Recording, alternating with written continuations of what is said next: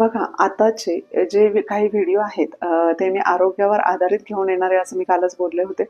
तर बघा हे जे आपण जे खातो ते खूप वेळी अवेळी होते आणि ते खूप चुकीचं आहे. त्याच्यामुळे खूप विपरीत परिणाम आपल्या शरीरावर होत असतो आणि त्याच्यामुळेच हे नवनवीन आजार उद्भवतात.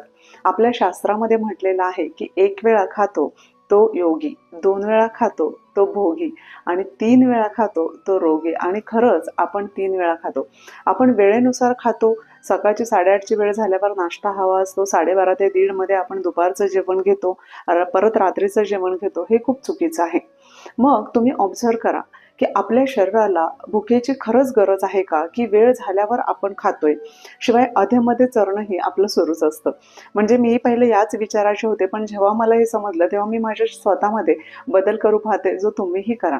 बघा, जेव्हा आपल्या घरात अनेक जाळ्या झालेल्या असतात आणि दिवसभर जर पाहुणे बसून राहिले, तर ते जाळं काढणं शक्य होत नाही.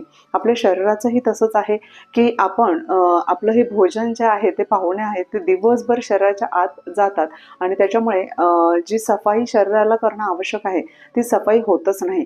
आणि मग हे जे राहिलेला कचरा तयार होतो आणि त्या कचऱ्यातूनच नवनवीन रोग उद्भवत असतात.